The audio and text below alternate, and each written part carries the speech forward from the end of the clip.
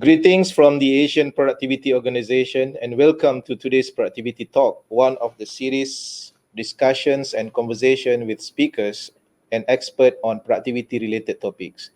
I'm Zainuri from APO Secretary in Tokyo, Japan, and the moderator for today's session. In this session today, we will discuss and share on the topic with the title Investing in Disaster Risk Reduction or DRR to Enhance Productivity.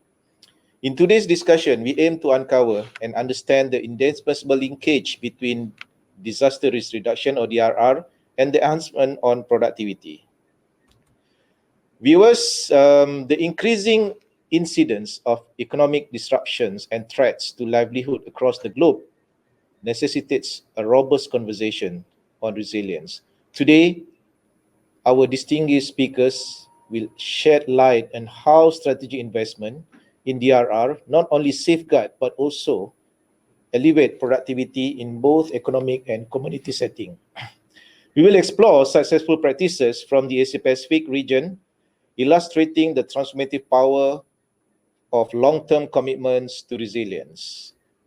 Today's discussion and conversation as well as dialogue promises to be both enlightening and inspiring, offering valuable insights into how we can all contribute to build stronger, more resilient systems capable of withstanding climatic and other uncertainties.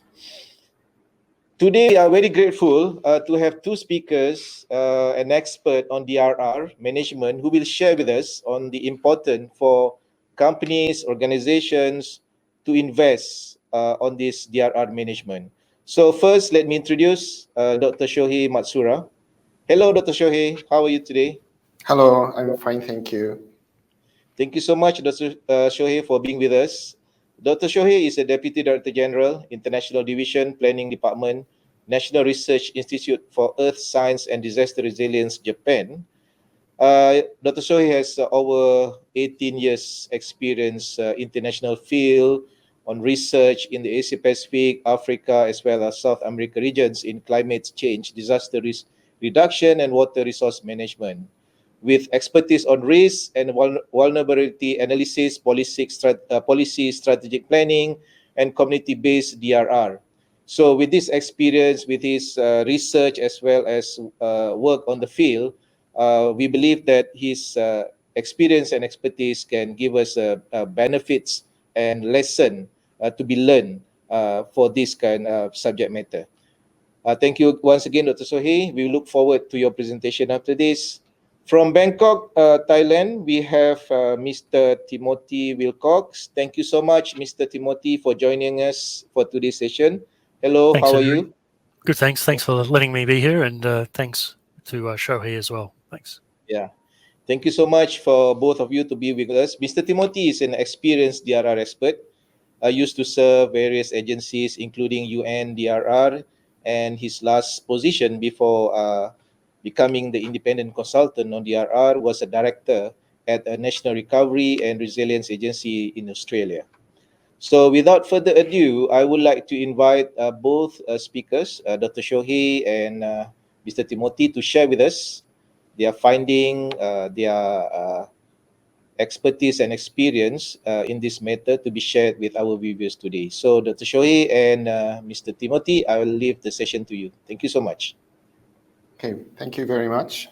I would like to show my appreciation to the Asian Productivity Organization and its members for giving us the opportunity to present on this investing in disaster risk reduction as an opportunity to enhance productivity. I'll just go ahead with my presentation. We divided the presentation in two parts. In our first part, I will give a very brief overview of understanding hazard and risk and implications on business and productivity. And Tim will continue with explaining the benefits for businesses to invest in disaster risk reduction. So how disasters affect the industry and productivity? I've pulled this data from one of this reinsurance company, just the disaster loss in the industry for 2023, which is a considerable amount. They say that in the past decade, over 65 billion in total, just in the Asia Pacific regions, in which 90% seems to be uninsured. And considering that 70 to 85% of the investment are from the private sector, affecting consumers and businesses and livelihood of the workers as well, is, I think, a huge social impact. And also, I think many of us can remember the 2011 flooding in Bangkok or in Thailand, where the global supply chain was impacted because of the industrial parks affected from this flooding. So the local flooding nowadays it's now affecting the whole global supply chain. So that was something that many of the industrial players were kind of looking into taking measures to. And I think basically the effect on the supply side, which is, I think, most of you, you will get your labor force and the human capital being affected. Of course, you also experience destruction and misallocation of physical capitals, maybe your factories or your offices. And again, there could be disruptions in supply chain and also less investment for innovation and research and development and such. And for the other side, the consumers, there will be less or lower business investment because they will want to sit and wait until there's some kind of recovery happening. And of course, the consumers will have a weaker demand. So all in all, it's been from data, you can see that the labor productivity and total factory productivity will lower, depending, of course, on the severity of the disaster itself. But in general, whether it's a small disaster or a big disaster, the productivity will be affected. But on the other hand, there are kind of positive side to the story where good recovery can actually enhance productivity. So we'll get to that later. And for the basic concept of hazard and disaster risks, I think many of us still use the terminology natural disasters. But I want to kind of explain the difference between hazard and disaster risk. You can see this cyclone on your screen now. And that by itself is not really a disaster because if there's heavy rainfall on top of a mountain where there's no assets or no one's living there, it's not really affecting us. But if you have your factories, for example, located in a very high-risk area on a hilly slope, unstable slope, or if the industrial park of your factories doesn't have sufficient mitigation measures, for example, drainage and such, or there's no disaster risk reduction planning, like a business continuity plan, that could possibly make these hazards become disasters. So when the natural hazard combined with the exposure and vulnerability, that could lead to a different range of disasters. So you could say that disasters are actually caused by the human element when people are not prepared, or sometimes they kind of choose to live in a high-risk area. And that's the recipe for creating disasters. So how can we reduce these disaster risks? We could say that the natural hazard, or Mother Earth, we cannot really change that. Hazard will happen when it happens. So what we have to do is actually decrease the vulnerability. We could have better planning. We could have better mitigation measures in place.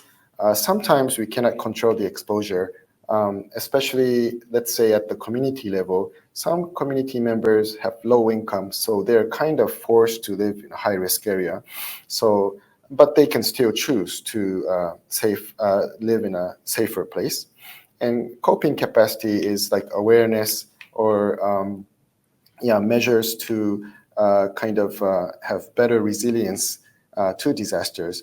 We could improve that through many ways, which we will introduce later.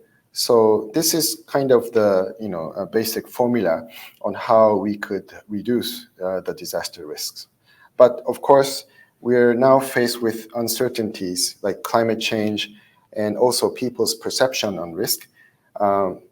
Even if it's the same risk, some people will think it's very high risk. Some people will ignore the risk. So then this human element is kind of making this whole formula complicated. And we will look into that as well later. And another kind of thing that makes disaster risk complicated is when we have a combination of disasters or series of disasters. And things like COVID that, when it's combined with natural hazard-induced disasters, it could affect the whole social economic system. So many of us are looking into these combination of disaster risk as well. And one of the more recent examples we can see is from this Fukushima Daiichi nuclear power plant, which is a combination of industrial disasters or technological disasters and the natural hazard-induced disasters. We call it NATEC for short. As in both natural or man-made hazard or disaster risk, we could always have ways to decrease the vulnerability and increase the coping mechanism through such means as risk assessments or preparedness, or developing plans to prevent these kind of risk, or at least decrease the the disaster effects. But again, there are elements of uncertainties nowadays, including the natural side of things, physical risk, as well as the human risk, such as rapid growth of industries, urbanizations. We have to consider all these elements to actually correctly assess the risks that we're facing. We have this global framework for disaster risk reduction, which is, we call it Sendai Framework for Disaster Risk Reduction, which was adopted by the UN member countries in 2015. And they set these 4 priority actions that could possibly lead to reducing disaster risks and creating new risks. And one of them is the understanding disaster risks. So again, we need to know what we're facing, what kind of risk we're facing, and basically understanding your enemy so you can fight it. Another one is strengthening the disaster risk governance, which is more on perhaps the legal side or the regulatory side of things, so that these disaster risk reduction efforts are institutionalized, which will make things more effective and sustainable. Priority 3, I think Tim will be referring to this more later, is investing in disaster risk reduction. Us disaster managers, we often say that disaster management, risk reduction is not everyone's favorite. It's very difficult to convince people to invest, but we'll look into the benefits and see where investing in disaster risk reduction is not actually, it's not only about protecting assets, but it's actually would help production and business thrive even more. And lastly, in case with all these efforts, we still get affected by disasters. So if we do, how can we prepare to respond and how to better recover from disaster? So that's the 4th priority that this framework is advocating for. And this Sendai framework actually has several recommendations or several methodologies where we can adopt for the private sector to work together with us. So this is some of, I won't read everything out, but it's calling for, partnership and better coordination, better understanding of what kind of incentives and roles, each of us have to kind of make this disaster risk reduction more inclusive and for the whole society. So I think you can read this part later. So I'll hand over to Tim to explain a little bit about the benefits for investing in disaster risk reduction for productivity. So I'll briefly hand over the floor to Tim. Thanks, Shohei. Look, thanks for that. I mean, this next section, I'll basically be talking about what the risks of not investing in DRR are and what does investing in DRR look like for businesses, because a lot of people are not really clear about that. And then I'll briefly talk about a case study in Nandi, Fiji, and then talk about what other benefits of investing in DRR are. So next slide. So, I mean, the primary benefit of investing in disaster risk reduction for businesses really is that it's too costly not to invest. I mean, essentially disasters, as Shohei was saying, undermine business competitiveness. They lose market share loss. I mean, essentially, if your competitor next door has survived the hazard and is still operational, but you're not, then essentially you're losing your market share loss. You're not becoming competitive, and so really, it's a win-win situation where your resilience benefits the business that you're in and the livelihoods of your workers as well. The statistics on it are really not very good. The kind of dark in many ways, where it says essentially that 40% of businesses do not reopen after a disaster. That's quite high. The statistics also show that 75% of businesses that don't have a business continuity plan essentially fail within the first 3 years after a disaster as well. And it also shows that 25% close a year after the disaster. The statistics also show that companies that can't resume operations within 10 days of a disaster's first impact are also not likely to survive and reopen. So that data there, really shows a bit of a grim picture for businesses that don't invest in their own business resilience, as well as putting in place mitigation strategies to avoid and reduce damage from the disaster itself, as well as putting in place a business continuity plan to stay open as close to normal operations as possible following the hazard or disaster. I'd like to show this picture here. This is a picture of downtown Manhattan, New York, just after Hurricane Sandy a few years ago. Essentially, the story from this is that every single business on that street essentially did not survive and did not reopen after the hurricane, except for one.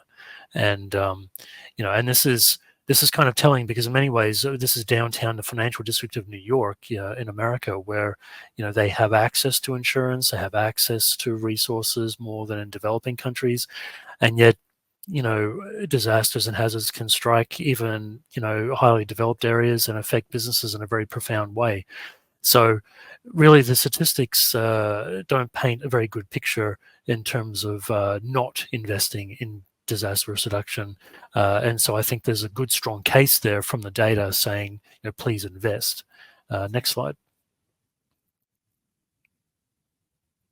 So this is an example from a developing country in Nandi, Fiji, the town of Nandi in Fiji. It was a few years ago, but essentially I like to use this because it kind of shows the impact of the local area. Nandi city centre essentially was flooded by the river, which is next to the town itself due to heavy rains. It's a small town of about 43,000 people. For Fiji, it's quite large. But the total flood damage was around $120 million US just in this one flood event. And essentially 94% of the the damage done of that $120 million was just to the business community. This picture here that you can see, that's the downtown Main Street. They're all small shops and small businesses. There's a few larger ones like banks and things, but mostly it's local. And 70% of these losses were caused by business disruptions and loss of assets. So in other words, the flood came and the businesses were not able to reopen for a long time. And the flood destroyed their assets. But the one of the key messages I like to show here is that even though it doesn't sound like a lot of money, $120 million to like a large country like the US or Japan or maybe even Thailand, 5%, the $120 million is equivalent to 5% GDP reduction that year just from this one flood event. And even more telling was that 88% of the businesses did not report having any insurance whatsoever. So any damage that they had taken from the flood event had to be absorbed by their own financial resources. And as we know, a lot of small businesses don't have a lot of flexibility or a lot of financial resources to fall back on because they often go from month to month and into their finances. Next slide. So what does disaster risk reduction investment kind of look like? Well, there's lots of different things that businesses can do to invest in disaster risk reduction. What does it look like? First of all, I mean, there's insurance, which is a risk transfer. But basically what that is doing is it's reducing the risk of you having to tap into your own financial resources should there be a disaster, such as those small businesses in Nandi that I just discussed, where 88% did not have any insurance at all.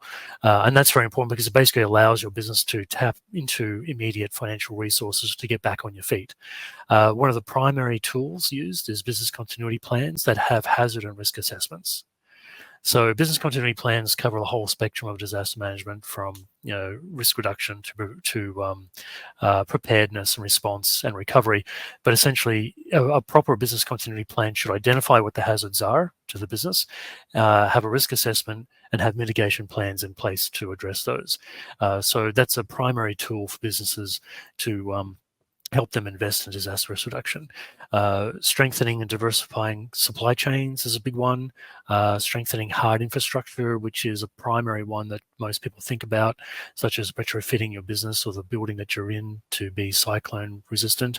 Putting up walls to prevent storm surge. If you're near a beach, relocating to higher ground.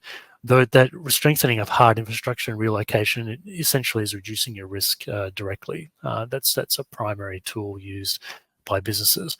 One that's not often talked about is also staff welfare programs. That forms part of the business continuity plans. We're seeing more of those, which is supporting your workforce should hazard or disaster strike, so that your business operations again can stay open as close to normal as possible following a disaster.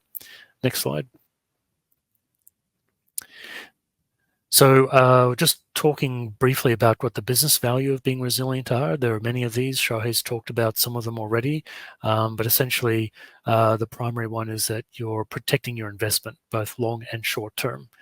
A lot of small business owners, their life savings have gone into their businesses.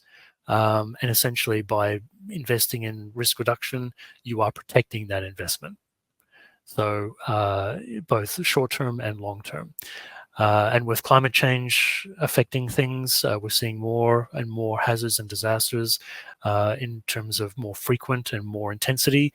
It's not necessarily a matter of if the disaster is going to happen or the hazard, but a matter of probably when. So that investment in long-term is very important. It also reduces the volatility of your earnings. So as I said, a lot of small businesses basically go from month to month or week to week with their income. And with disasters, if you don't have insurance, you don't have access to financial resources to fall back on to reopen. By having these resilient infrastructure and resilient business, you're reducing that volatility of your earnings. You're also, the main one is you're reducing your damage and loss. So flood comes, destroys your shop. You don't have to, if you've got a resilient workplace, maybe it's on higher ground, or you've moved all of your, it's part of your plan is to move all of your assets, then you're reducing your damage and loss from that.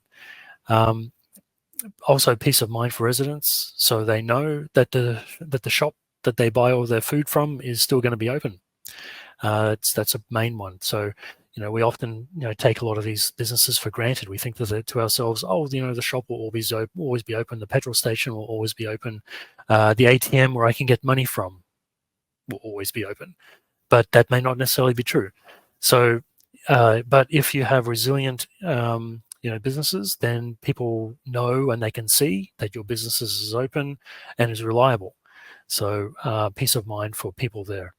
It also develops innovation, technology, and new products, developing new products and services for disaster risk reduction, relief items, new computer software, financial products, etc.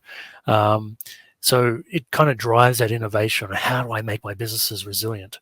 I have a need, but there's nothing out there. What can I do? So then someone invents a tool that people can use. So we see a lot of innovation there. Next slide.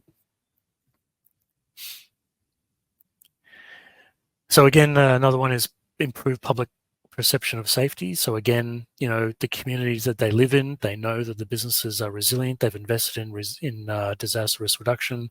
They know that if the annual flood comes, the businesses are still going to be open. The shops, the ATMs, the banks, the petrol stations, the hospitals, etc. And so people then know that their community has more resilience and is thus more safe. So as Shohei was referring to, if a hazard strikes an area where there is nobody, then it's not really a disaster according to modern terminology. But if the community is there, then it is a disaster. So it's about making those communities resilient as possible. Employee confidence in the workplace, that's very important. They know that they have a job to go back to. A lot of problems that we're seeing with disasters these days is that because the businesses are closing down after the disaster, people are unemployed, which basically means that the livelihoods are affected, which means the government then has to step in and help provide for their livelihoods. There are parts of the Pacific where hotels were, very severely damaged by cyclones, and the hotels didn't reopen for one whole year. And that hotel is the livelihood of the people who live nearby. So what do they do for a whole year until the hotel reopens?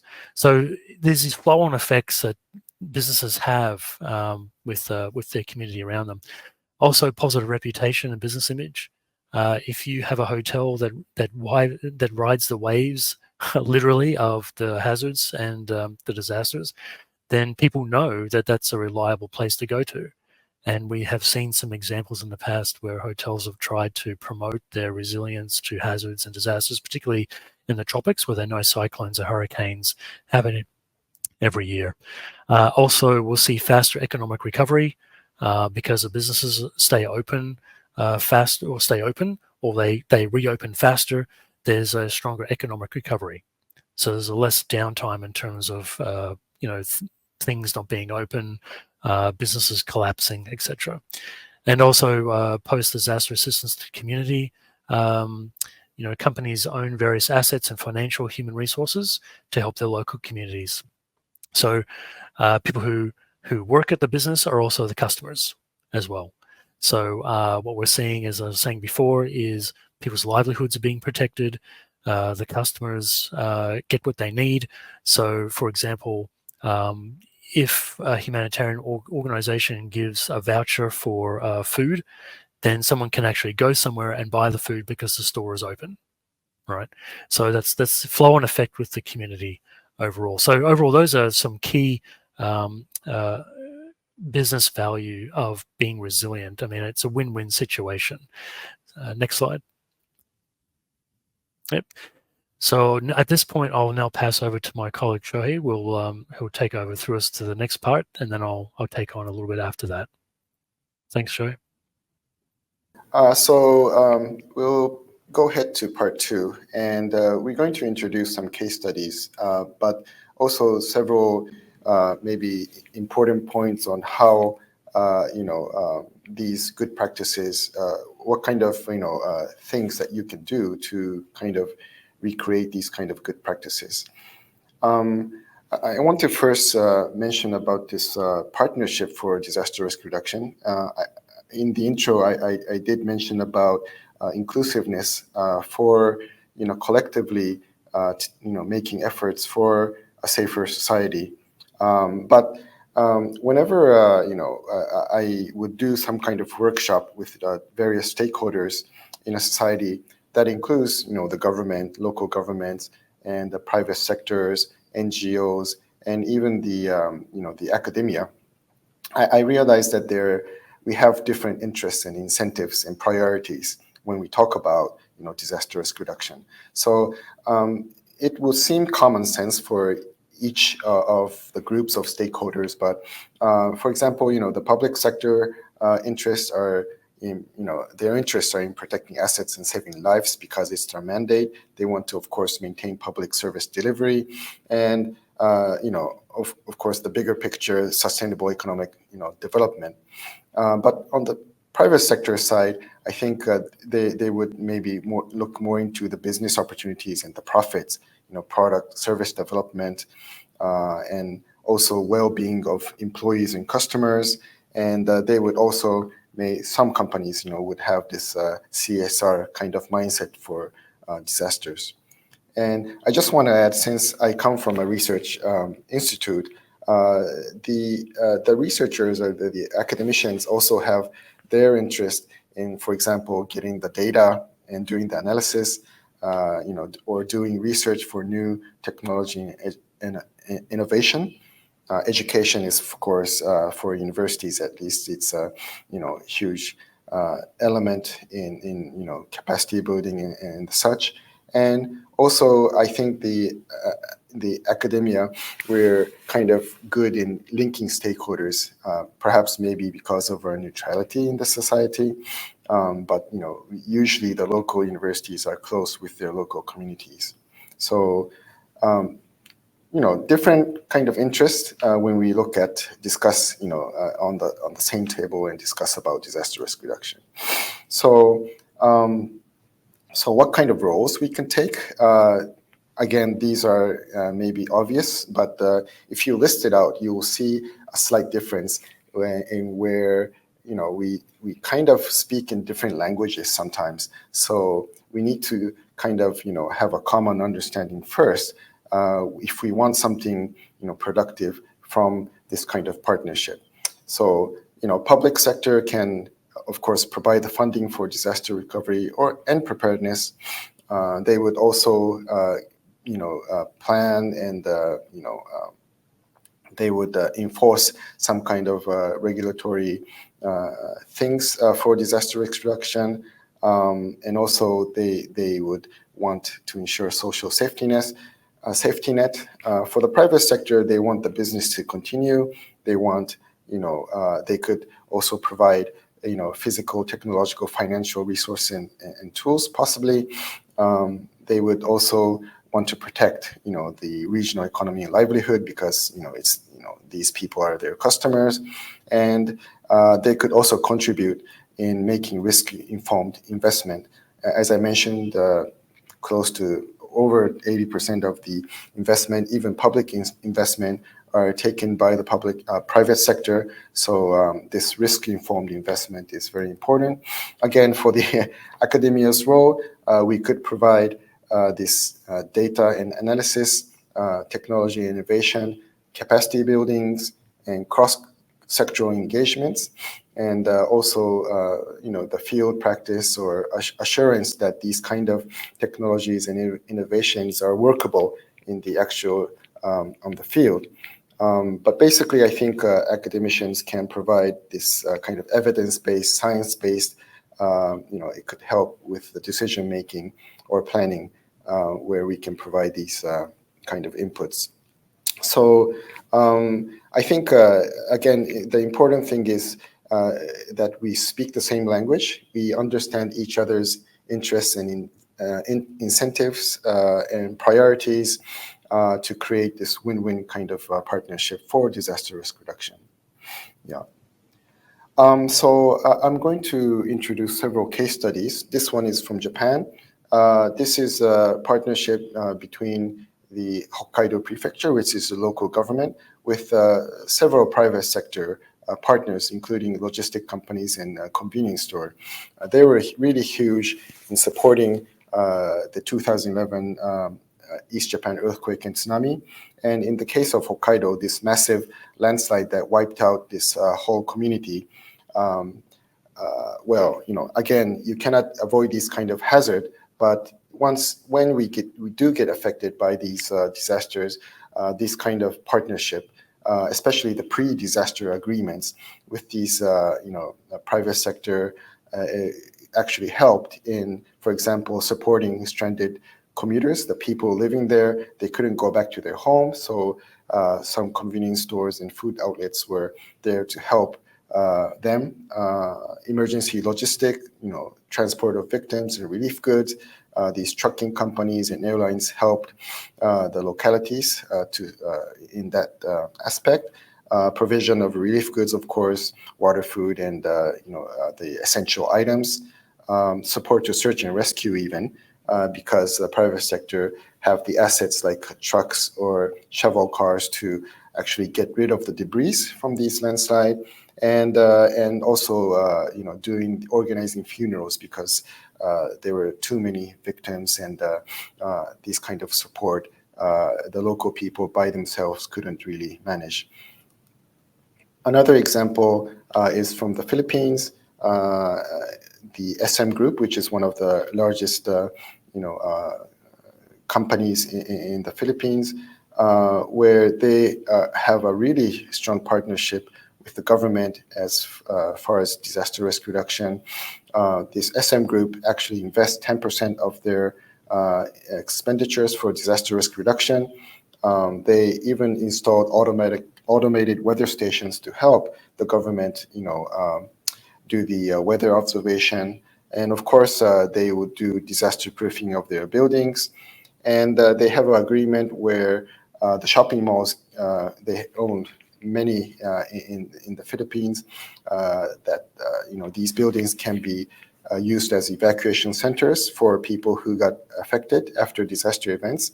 And if you think about it, these supermarkets, they have, of course, the daily items, of course, and even pharmacies.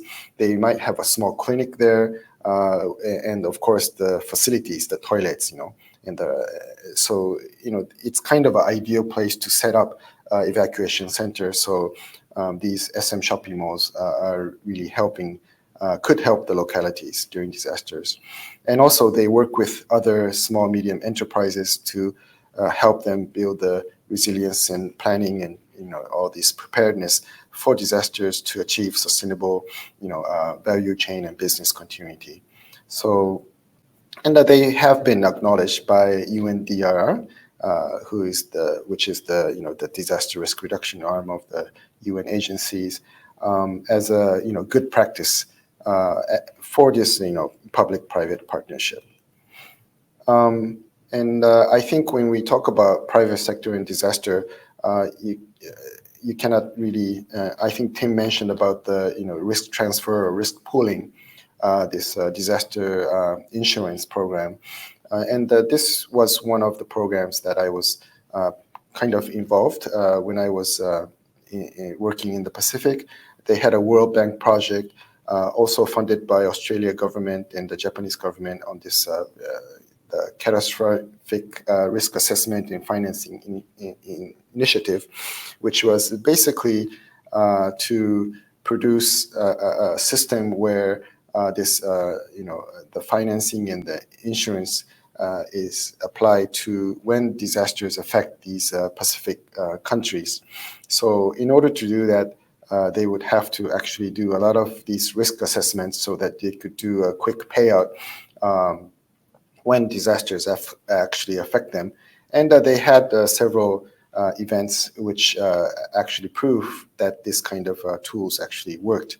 And basically, yeah, so as impact outside of the project scope, this kind of risk information actually helped facilitate risk-informed investments, and they provided better financial protection for the government's homeowners, business, agriculture producers, and low-income populations. So it had a kind of a plus effect in actually understanding the disaster risks that these Pacific countries were facing. And they also have a similar kind of a scheme system that's being developed in ASEAN. So I think they're going into the phase 2 of this. And then this one is actually from my institute, where we are working with this Nagoya Institute of Technology. It's called a SATREPS project implemented through JICA in Thailand. This area BCM, Area Business Continuity Management Project, it's been implemented for more than 5 years. And this was in the aftermath of the 2011 flooding in Thailand. And this kind of provides the comprehensive model where not only one company or one factory, but a group of factories, for example, in an industrial park, could take on to create this disaster resilience through risk assessments and also business impact assessments, and eventually that kind of assessment will lead into the business continuity management for a group or a region of these kind of industrial parks or industrial areas. So we're trying to make the outputs from this collaboration with the researchers and the private sector and the government as a model that could be applicable in other regions in Asia and beyond. So I'll hand over to Tim for the rest of the case studies. Thanks, Shohei. I mean, one of the key barriers to businesses building their own resilience to the hazards that surround them and the disasters that occur is really accessing what is the hazard risk information to help inform their decision making on how to be resilient to their environment around them. And it sounds simple enough, and to us practitioners, we think to ourselves, oh, it's very easy. I just simply go to this website, or I go here, or I go there to get the information. But it's actually not that easy for small business, small, medium enterprises, because we have the benefit of knowing where the information is. So, and most businesses, you think about it, someone who owns a coffee shop probably is not going to know that in order to get risk information of where they are, from a university, or even how to access that. But first of all, to understand the business risk to disasters, people need to understand what the risk is in the first place. And in order to do that, they have to have that information. And as I was saying, it's difficult to access. The primary holders of this data are usually governments and insurance companies.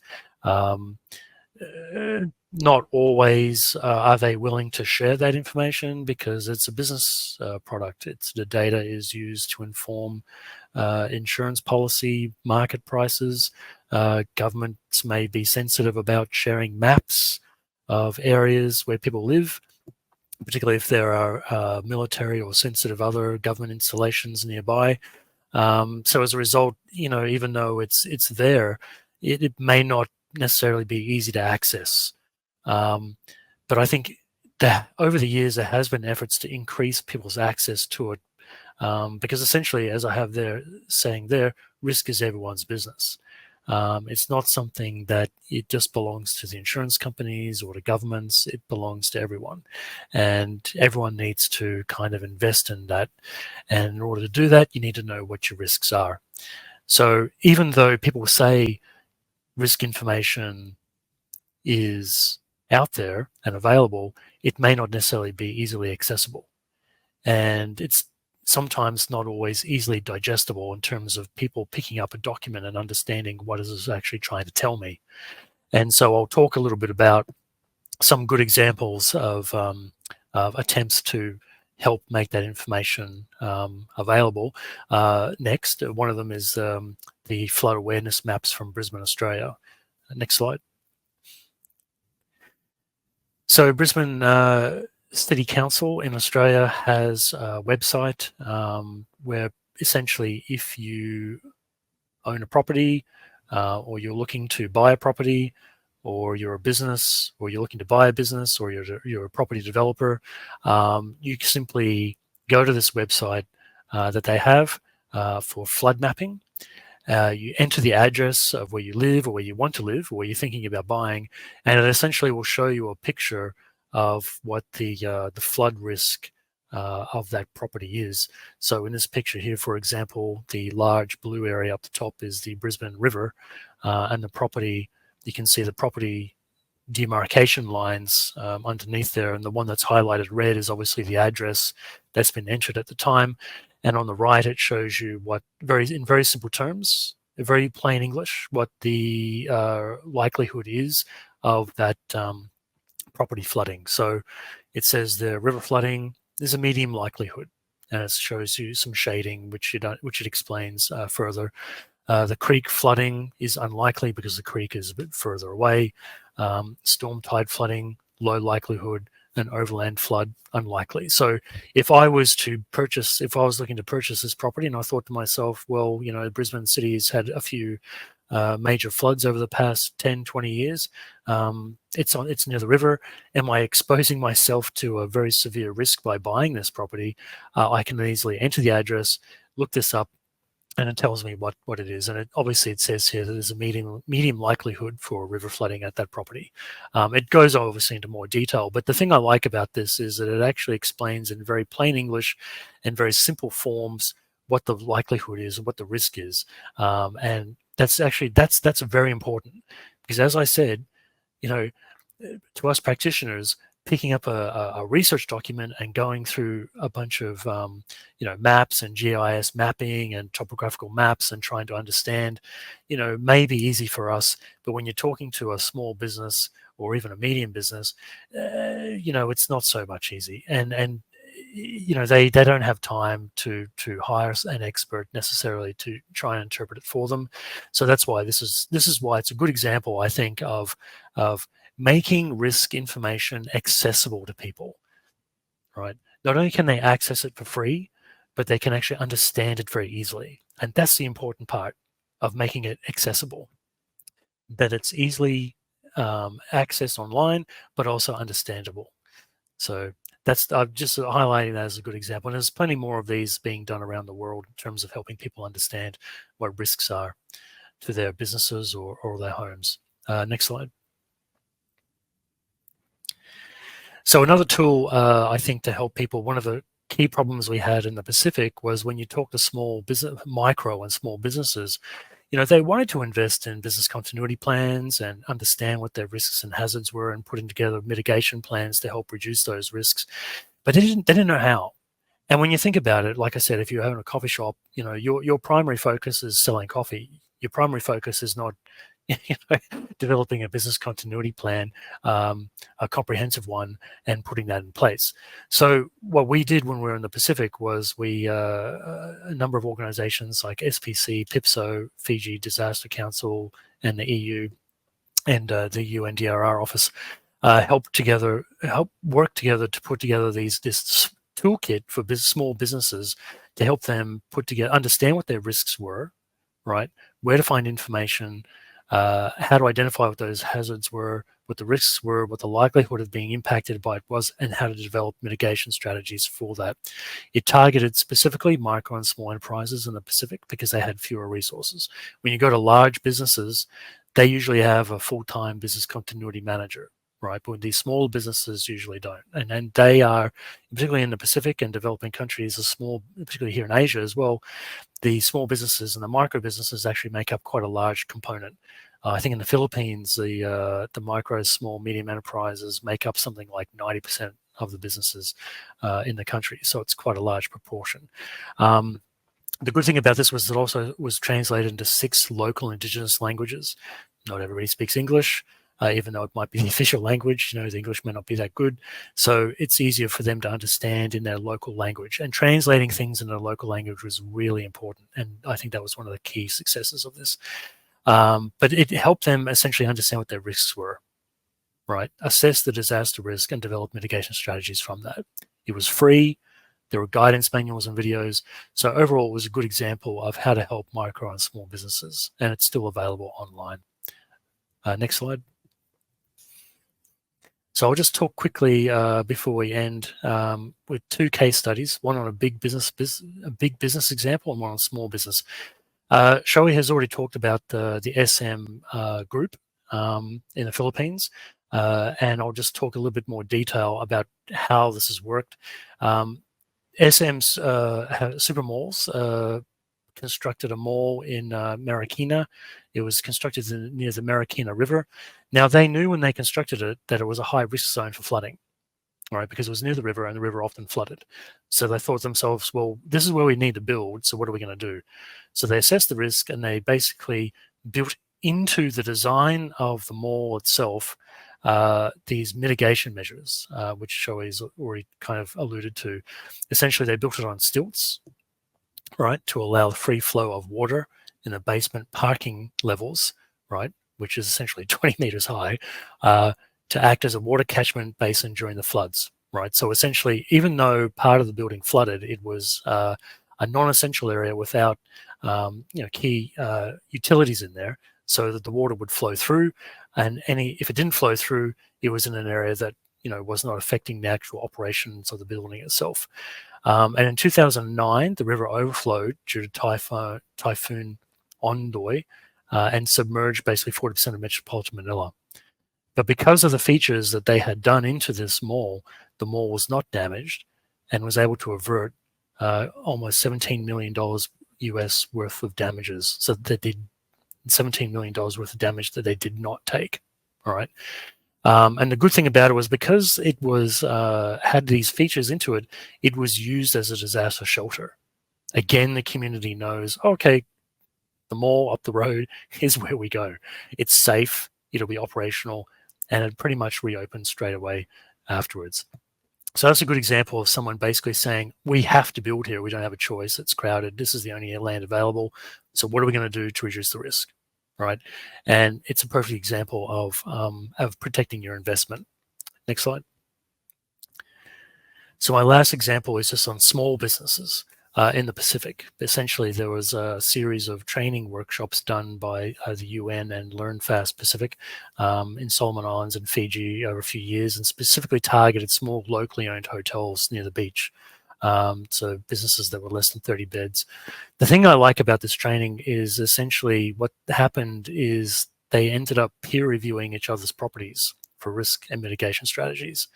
So essentially they went round to all the different hotels as a group, and they gave their own feedback to their neighbor in terms of what their risks were. It's like, oh, have you thought about this? Have you thought about that? Oh, that's interesting. You've thought about all these different things, but here's something else you can think about. And have you thought about this other idea? And when they did their BCPs as a result of that, they also incorporated each other into their BCPs. How does my neighbor help me in times of disaster or hazards? How can I help my neighbor? And that shared resources and experiences, I think, was incredibly valuable because it basically took BCP and disaster risk reduction to a whole new level where they're basically saying that we're competitors, but we're also neighbors. How do we help each other? And the other good thing about it was that it actually used traditional knowledge as well. This idea of like, okay, how do I know when there's a cyclone approaching, particularly around early warning systems? How do I, what's the traditional knowledge around making buildings more resilient, because particularly some of these hotels often use traditional buildings such as bures and huts as part of the hotel experience. So how do I make these resilient? So I like to use as a good example where we're not just competitors but also neighbors, and also peer reviewing and helping each other out. I think that's very important. So that's what I like about that example. So I think that's the end of that, Shohei. I think the next slide is the closing remarks. Yep. So if you wanted to have your concluding remarks, and then I can do mine. Thanks. Okay. Yeah. So in conclusion, I want to first mention the 2 points. So investing in disaster risk reduction for businesses and for productivity is, you could say it could become a business opportunity to maintain and expand productivity in a sustainable manner. And when we talk about disaster risk reduction, many refer to it as a corporate social responsibility, which is in parts very true. But I think disaster risk reduction or investing in it, again, if you want to make it a business opportunity, it needs to go beyond CSR to create a win-win situation that will benefit all stakeholders. In order for that to work, again, I cannot emphasize enough about understanding the risk that your businesses are facing, and also understanding that your partners, and understanding their interests or incentives, their priorities, and their possible roles that could help your business and productivity. So the last two, Tim. Thanks, Shohei. And yeah, so I mean, overall, I mean, as I pointed out, there are so many benefits to investing in disaster risk reduction and resilience in your business, making your business resilient. I mean, there's almost no disadvantages. I mean, you could argue that having to upfront some cash or introduce, increase your budget into the design is a disadvantage. But in the long run, when you're looking at the increased frequency of disasters and hazards in the world due to climate change, increased premiums from insurance, you could easily argue that's not a disadvantage. It's an investment upfront. And also, I think the number of tools and knowledge and opportunities available to businesses is increasing, as I said, as the disasters increase in size and intensity.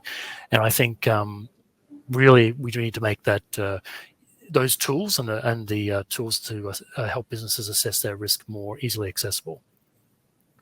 Thanks, Zenri. Okay, so that's it from us. Thank you very much for your attention. Thank you very much, Dr. Shohei and Mr. Timothy, for the presentation about DRR. I think we learned a lot today about this concept, not the concept, but the management. So about the term that people are using about natural disasters and all those things, which is commonly used by a layman. And it's also interesting that you shared case studies which is happening in our member countries, the APO members, Japan, Thailand, the Philippines, and Fiji. So as you know that this is something that is very important because of why we focus on this, and then you know that the APO members, majority of APO members are prone to this disaster, and it's good that people should have an awareness about the importance to have the DRR to sustain the productivity growth. Okay, now we move to the next session. Yeah, so thank you so much for the presentation. We have a few questions for both of you. So I don't know which one, who will answer the questions. Yeah, I just throw the questions. Maybe one of you or both of you can give your points or answer. Is that okay with both of you? Okay, the first one, with advancement in technology, what are the emerging tools or innovations that have proven effective in DRR? And how can these technologies be made more accessible to smaller enterprises, which are also highly vulnerable? You want to go ahead, Tim? Yeah, sure. I mean, Okay. yeah, so I was touching on that just in my presentation. I think the internet is an amazing tool, right? And Internet. yeah, and people across Asia, even the Pacific, have phones, and I think apps. If we can get risk information that is very simple, very easily understood, like where I live, where my business is, what are the risks, what are the hazards, what's my, just some simple maps and understanding of what the risks is. It helps businesses because, as I said before, if you have a coffee shop or a small business that's selling something, that's your focus, right? Your focus is not traditionally what are my hazards, where am I, unless you're living in a really a high risk danger zone, where there's flooding every year. Flooding is on your mind all the time.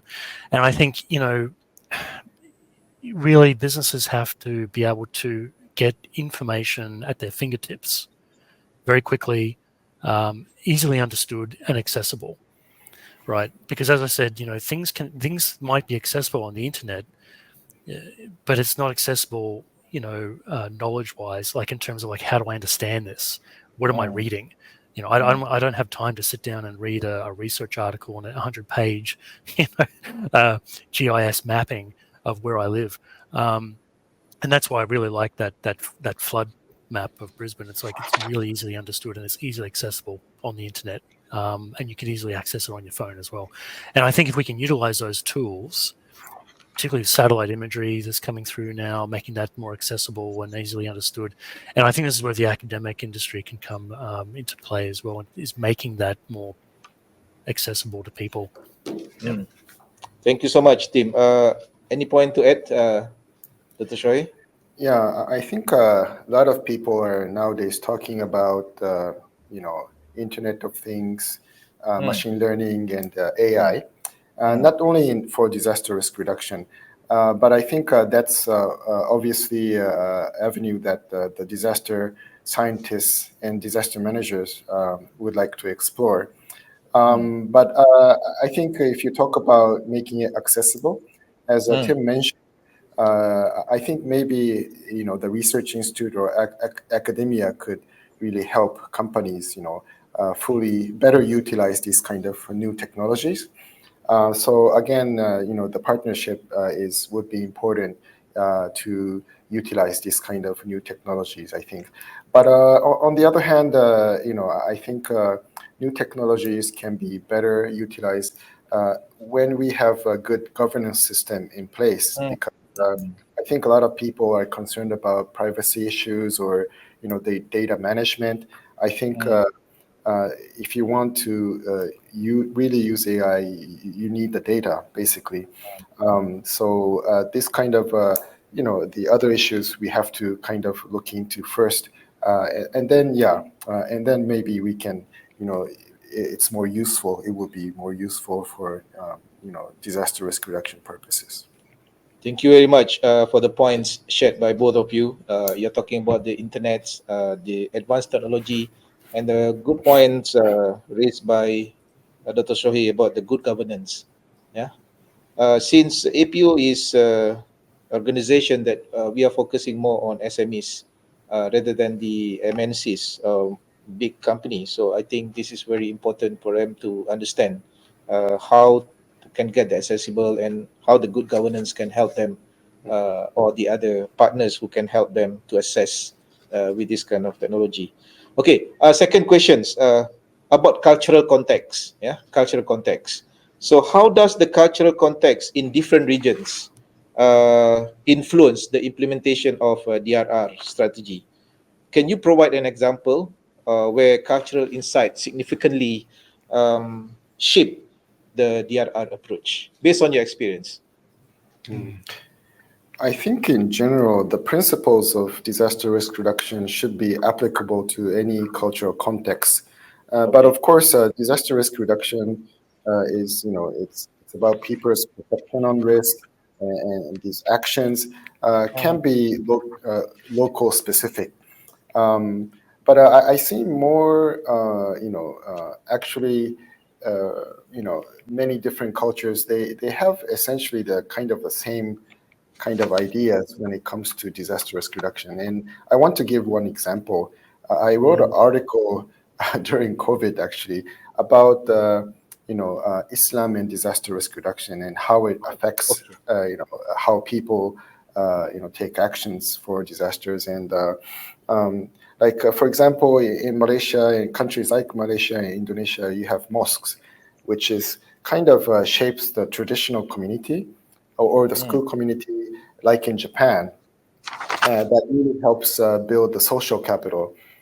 So the society as a whole, they have this connectivity that helps them deal better with disasters. And these, mosques, they actually provide they provide various community services like daycare and health consultations, and they could sometimes function as a evacuation center during disasters, regardless of your religion. So this is kind of a similar situation in Japan, where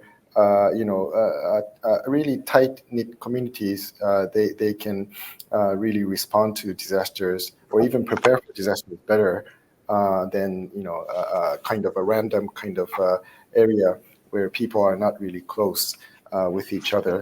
I also see the system of zakat, where it's where it requires Muslims to donate a portion of their wealth to charity to help the less fortunate.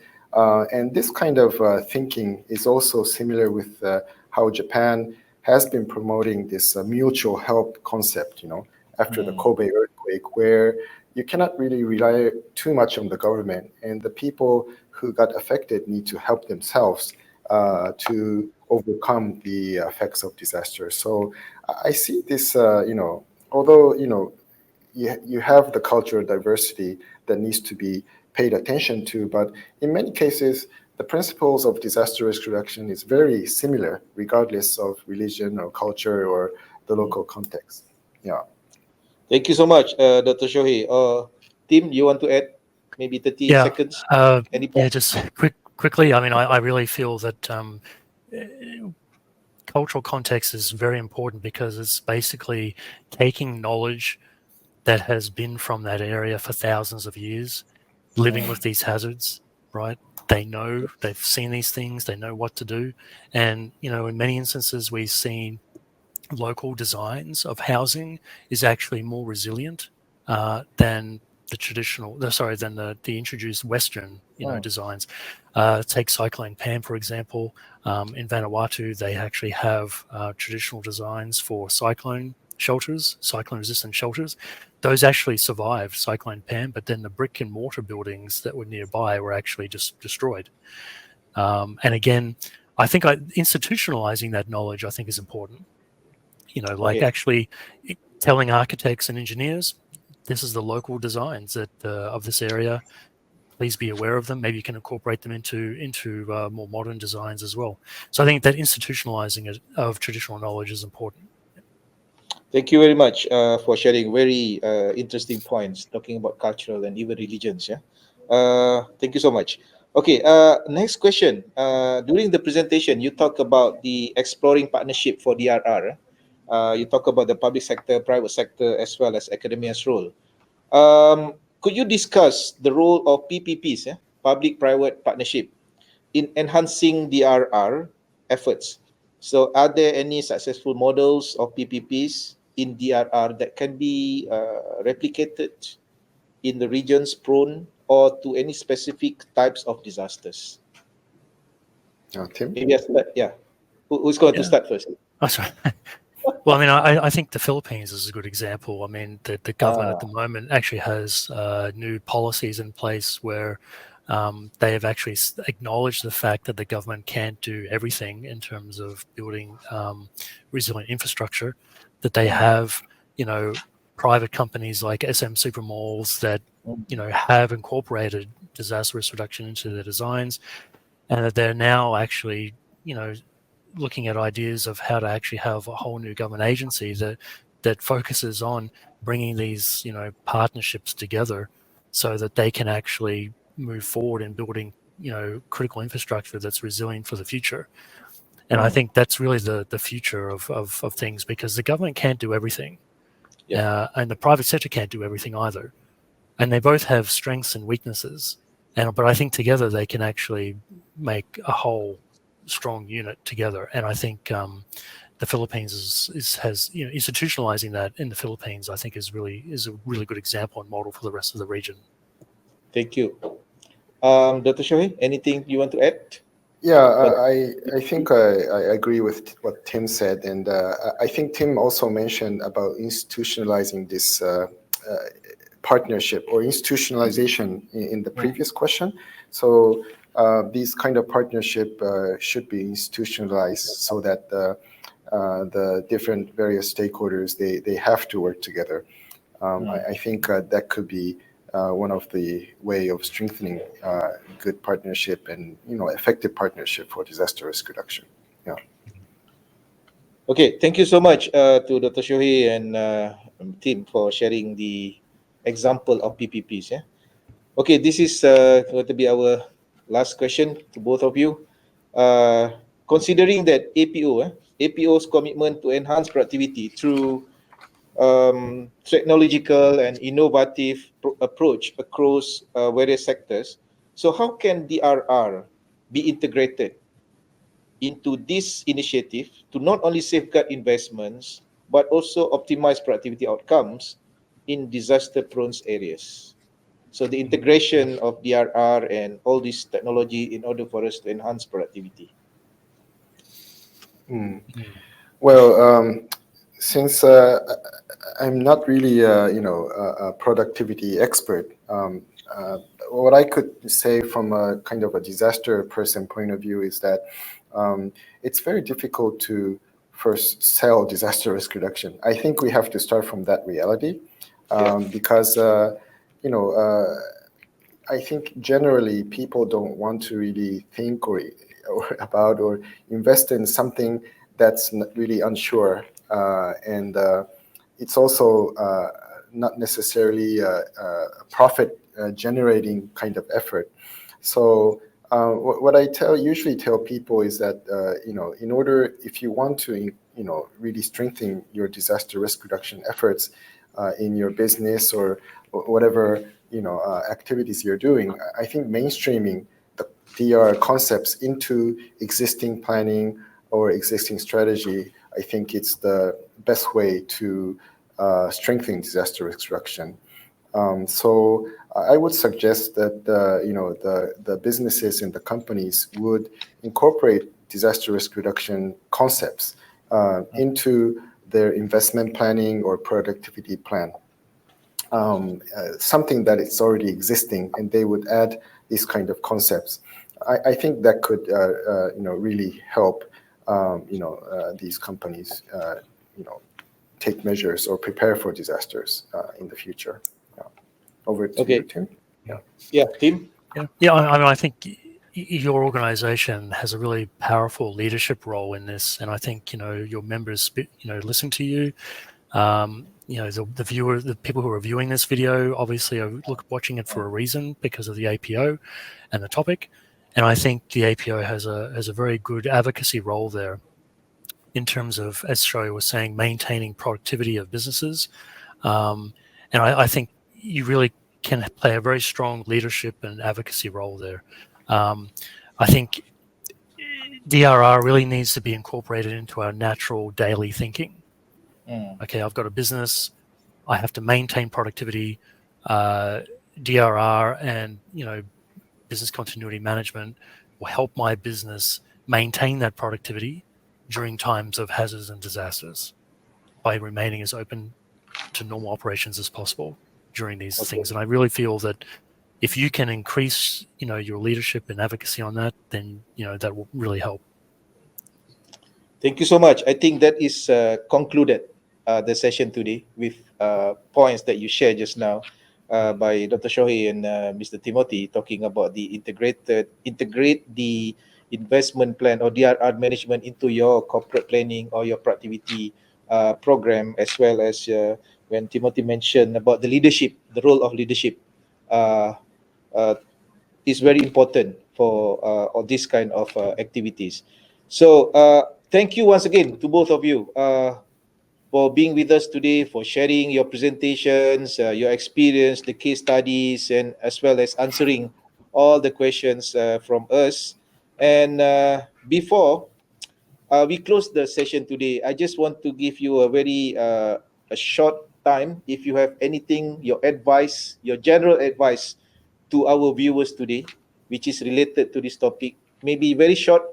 The last statement from both of you. May I invite Dr. Shohei first? Just your last statement. Yeah. Okay.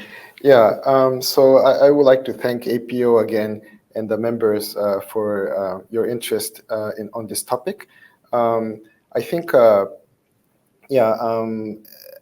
it's again, I would like to re-emphasize the point that disaster risk reduction is a investment or business kind of option that's going to benefit productivity and the well-being of your employees and customers. So I hope that at least some of the takeaway points from our presentation will be benefiting your companies and businesses. Thank you very much again. Thank you, Dr. Shohei, team. Yeah. Just very briefly, I think, risk is everyone's business. I mean, we talk about business risk in terms of theft, etc., but really with climate change, it doesn't matter really where you are. Even if it doesn't affect you directly, it will affect you indirectly through one of your suppliers or another business that you do business with. And I think it's really important that it just naturally becomes a part of your thinking in terms of protecting your investment and making sure that you remain productive and open as close to normal operations as possible during a hazard or a disaster. Yep.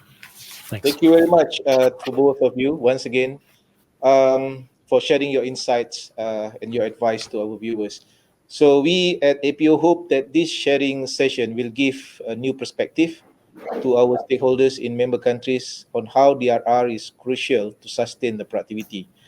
Viewers, we hope that you were inspired by the sharing session by our guest speakers today. So please don't forget to leave your questions and comment, if any, on the today's topic on the APO YouTube channel, and we will respond as soon as possible. The APO will host more P-Talks and other digital programs featuring different guest speakers. Please subscribe to and follow our YouTube channel, as well as our social media platform for continuing updates on current productivity issues and resources. Thank you so much, everyone. Please take care and goodbye for now. Thank you.